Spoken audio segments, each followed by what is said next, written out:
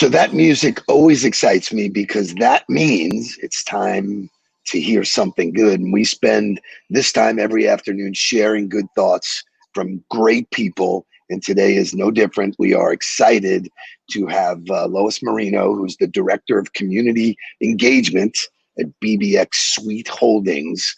And before I ask her to tell me something good, I'm going to tell you something good.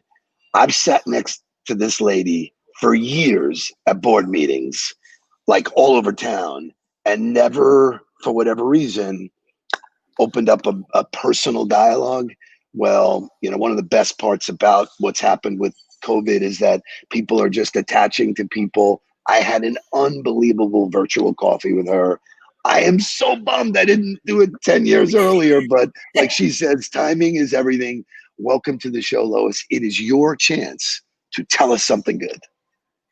So something good. Well, you know, I truly enjoyed our virtual coffee too. And I agree with you. I would have loved to have met you sooner, but it is about timing. So who knows, maybe our conversation wouldn't have been the same. That's a good point. However, you know, there's lots of things to be grateful for and great things happening even in this time of COVID. But something great, something good is, you know, when I first met you and we had our call, you asked me the question, tell me something good. And it was such an amazing, energetic kickoff to our conversation. So what I did was something great right now is I've carried that in my weekly meetings.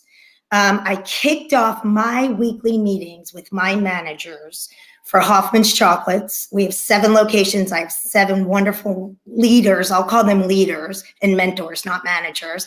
But that's how I kicked off my first team building. And I got to tell you, it was amazing. It was totally amazing. It totally changed our meetings moving forward. And as of for today, something great is I'm healthy. I have a great family. I have great friends like you, Steve.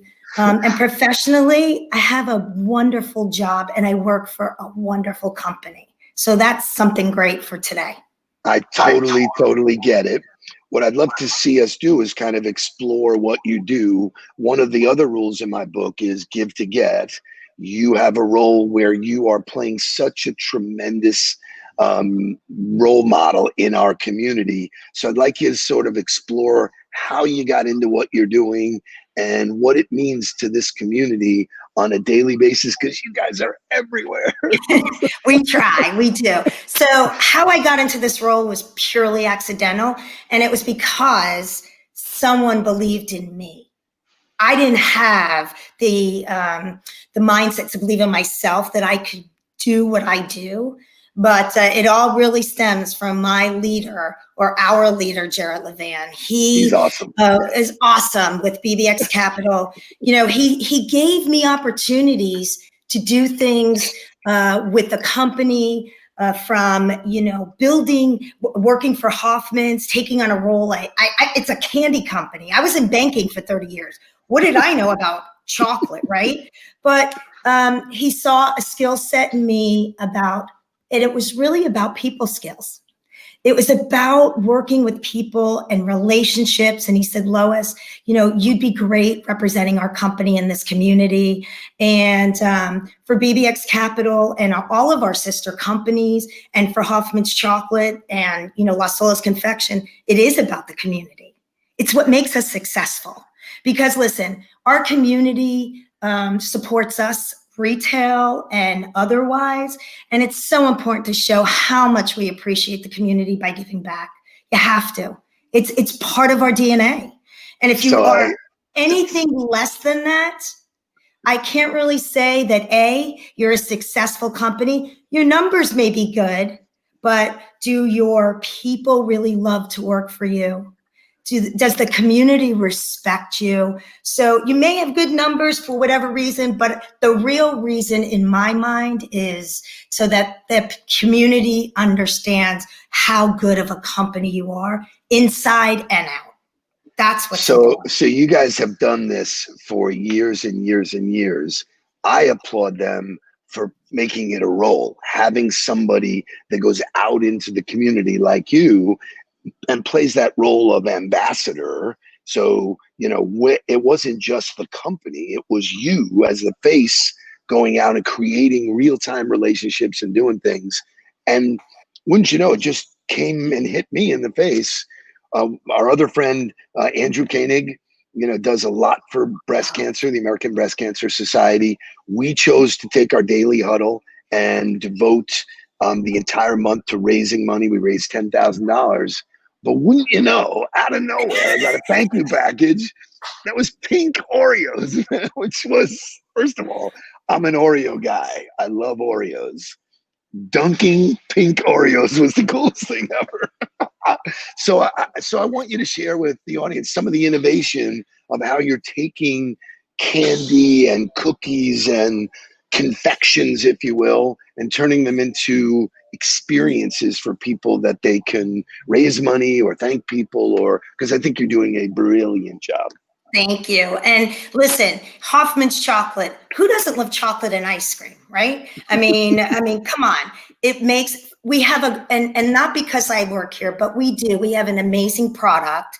But so really funny story how that happened. So I sit on the board, Junior Achievement, because Junior Achievement, that's a whole other story of history. Right? I mean, Alan Levan, our chairman, he was a Junior Achievement participant when he was younger.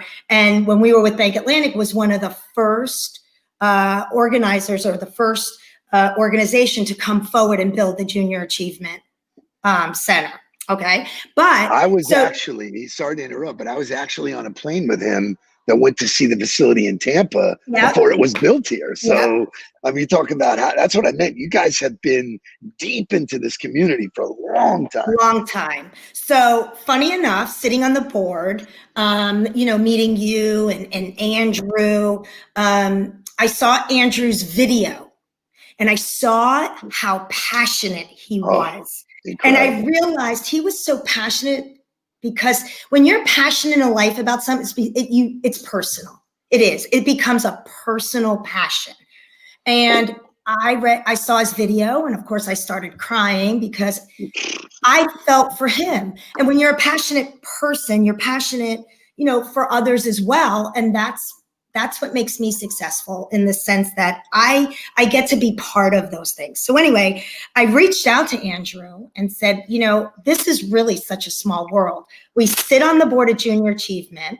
Your mother used to get her nails done by my niece.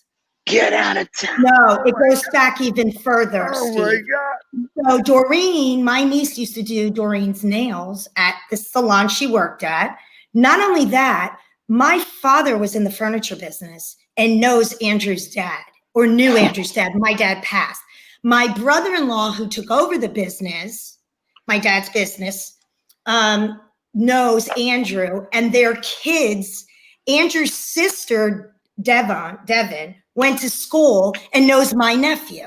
So I said to Andrew, before I say anything else about what I really want to do, we're actually closer than we think. That 6 degrees just shrunk to 3. Okay. Wow. So I told him I saw his video, and I really listened. Hoffman's may not be the biggest or with the deepest pockets, but I have a great product.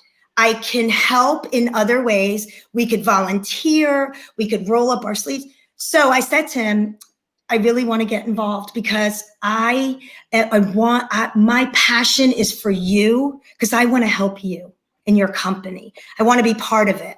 So we decided we were going to make 1,000 3-packs of cookies, and I was going to donate 300 to him to give to whoever he wanted to, and we were going to sell them. And we were going to sell the rest in our stores, and we were going to donate a percentage of the proceeds to this cause. But it's all because of how we met at Junior Achievement, how we realized it was all about passion, and that's what we're about. We want to help, and I have a product to do it. What better product than pink Oreo cookies, right? So, and listen, sometimes people always think it's about donating money. I'm glad you're going here. I'm really glad you're going here. It is about, and I get the chills when I say this, because some people will say, I don't have any money to donate. And my response to them is, are you passionate? Do you want to help? And they say yes. Then you could donate. You could, there's so many, you are a brilliant in marketing. Go help them market, share the story. There's so many things because you just don't know until you know. People don't always know how to get involved. The master of that is Bill Feinberg, who has done this show. He's incredible. That's his philosophy. He gives every resource that he can because he thinks it does more than money. Money is just a check and you're not really engaged. So I'm so glad you went there because that product, I took pictures of it, shared it on social media, and people were like drawn to something so different. So I love what you do for a living. You must get total satisfaction of that. I love that you started out the show by talking about how important family is to you, and we connected, on that particular space as well. But I want to talk about, what's gone on over the last 8 or 9 months. It's moved everybody's cheese. It's made us all be more alert and maybe more attentive or, more engaged, if you will. But you said something to me that I really want to drill into is that it used to be important to say, where do you see yourself, in 5 years, and I thought your answer and how you're directing your people was so good. So if you don't mind jumping into that, that'd be awesome. So years ago, when you'd go on an interview, now it's been 21 years since I've even been on an interview because that's how long. Which I said that. So that was when you were 1, right? That was. Yes. Thank you for that. So, the first question, you'd ask or they'd ask you is, so where do you see yourself in 5 years? And I'd say, I don't know. I'm probably going to change in the next year, or you change throughout the year. So who knows? But now, you can certainly answer that, but, and just year ago, we were strategically planning for Hoffman's, where are we going to be in 1 to 3 years, where we'd like to see the company. And then COVID hits, right? So in my philosophy is, you know what? Let's plan for the day, and then we'll think about how we're going to deal with tomorrow, right? So now we plan for 90 days, and listen, I say this all the time. Not every day is going to be a good day for sales, for meeting new people. So my thought and my feeling is today is you make the best day ever. You do your best. It's a new day. Make it the best day you can. And yes, we do plan, but with COVID, man, I got to tell you, we had to do a lot of pivoting in retail. Hoffman's, listen, you social distancing. But the first thing I had to do, to be perfectly honest, is pivot me. I had to pivot me before. And it kind of reminds me when you get on the plane and they say, make sure you put the oxygen on you first before you can give it to your child. And it's not that you're being selfish, but you can't help you can't help guide somebody until you are right in the mind first, right? So I had to pivot my thoughts and how I was going to make a difference and how I could adjust. Then it was really pivoting the company. And then knowing a plan and then getting your team on board. You got to do it in the right order because you could really screw it up if you just try to change things and your mindset isn't there. And listen, we all had to adjust our own feelings. We were going to be trapped in a house. We couldn't go to work. So many things, I couldn't go to my office and see people. But then again, I was blessed because I was able to keep my job. I could work from home. You know what I mean? It's kind of It's kind of like that quote that says, the thorn bush, the roses have a thorn bush, or the thorn bush has roses. Wow, right? Look at you. Wow, I love it. Said that, and it's true. It is true. So we had to pivot. We had to make some decisions. Some of them weren't the best decisions. We had to, release some employees. But the company that we did take care of them and severance. We didn't just say, hey, you're done. We even hired, when things started to get better, we hired those people back. So, for me, I am planning 90 days, but I also tell my team, we're going to take one day at a time. Love it. We're not going to focus on having a bad day. We're going to focus on, okay, the numbers weren't so great today, but what can we do tomorrow? The origin of Tell Me Something Good was you have a choice on where you can focus. I like to tell people to focus on something good. It changes your whole perspective. I'm like amazed that you use that example of the mask on a plane, because I use that all the time, saying the first thing you got to do is check your own mindset. The reason why I wrote the book, Confessions of a Serial Salesman, was most of being successful in life is happening here. You can't experience it on the field until you take care of what's going on in your mind. So I want to shift gears to talk about daily habits. So you are focusing people on a day, which I love. So much can be accomplished in just the 24 hours. But you and I are really aligned on daily behavior, morning routines. So I would like, if you could, to just jump into the stuff that we had in common about the book, because it's really the root of most successful people I know start their day very similar. That's right. So, I get up every morning, I jump in the shower, I make my bed, I put my coffee on, because coffee wakes me up. If I don't have it, I get a headache, but that's part of my routine. And I also make sure my animals get fresh water, their food. I come over and I put on my soft jazz. Hey, Google, turn on my soft jazz. And people say, soft jazz, don't you want to be pumped up? Oh, there it is. Google, turn off. I had to turn it off. Turn off. Google, turn off. But you can hear it, you see. But anyway, and some people say, don't you want pumped up music? I'm like, no, because my brain is so, I'm ready to go, Garen. I need to kind of calm it a little bit and keep it calm, because that's how I focus my day. And then I get right in. I dive right in. I talk to my team even throughout the day. They always know I'm there for them. But for me, I'm a very regimented person.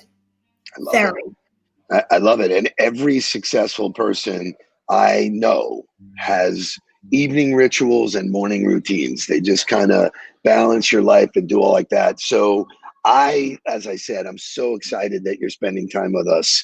In the last couple of minutes here, share with the audience, if you would, your keys to success. What are you looking forward to? What do you do? What specifically can you share with people that was something that COVID taught you about yourself that you may not have known, or something like that? Okay. Do you want me to turn off my background jazz? No, it's beautiful. I love it. I love it. Yeah, so, the keys, I think, for me is I've known my managers or my leaders of my stores and the management team and leadership team for years, but I've had to work with them in a different way. I wasn't directly in leading them. They always knew I was there as a mentor. But now I've had to lead them because of certain restructuring. So for success for me is them being successful. And it's funny because COVID did change me. I'm a little bit more, listen, I will tell you, I have the nickname and the honey badger. It sounds crazy. No, everybody calls me the honey badger. And I'll tell you why. Because I like to get it done. I like to get it done. You can say shit. You can say okay, shit. Good. I like to get it done. Shit done. Okay? Shit done. Absolutely, man. So, but what I did learn, and I don't want people to take that as a negative, because people think the honey badger is bad, but it's not bad. It's about passion for getting it done. It's the love. It's the passion. It's wanting for us as a team, not me, to be successful. That's what I don't. Sounds so good with that music in the background. It's amazing. It's like I feel like I'm watching the end of the movie with a Kleenex. It's awesome. All I need is a little glass of wine, and we'd be all good. But hey, we can make that happen. We can absolutely do that. So, again, success, it's not about me. It's never about us, because we're only successful when the company does well, when our people or the folks that we're leading are happy. And you know what? That to me that fulfills me. So it's just like, but you know what, Steve? It goes back into the community. It's not about it. What makes me happy is when I'm able to work with the Adopt a Family program, and my team is able to adopt a family and celebrate them with the holidays. That makes it successful. So it's not about it. And the person who says what makes them successful, it's crazy. Oh, I'm going to make $1 million this year. It's a number or a dollar goal. I'd love to sit and have a real conversation with them, because it's not always about that. Comes later. That will come. But you are amazing. You are so great. If people want to get involved with Hoffman's in some unique way, what's the best way to get in touch with you so that they can build a plan that helps everybody? What's the next step? Listen, you can email me, lmarino@bbxcapital.com. The other thing I will tell you is I'm always present, which means, and I'm always available. I do respect family time, but you could call me on my cell. I pick it up. 954-558-5543. Call me. And listen, we may not be able to do anything, but what I say is I've had the ability to meet a new person. And who knows, if I can't help, I may know somebody who can. And that's what it's about. They with you, they got the home run, and you are everything. And I'm so thrilled that you are now a firm part of my life. And let's keep it that way. Absolutely. I'm here for you, and I try to help whoever I can. So let's keep our conversations going. And listen, let's do wine virtual next time instead of coffee, please. Done. It's a done deal, man. That is, you don't have to ask twice. I'm putting it on the calendar. That is certainly something good. Thank you, Lois Marino. You are the best. Thank you. Take care. Bye-bye.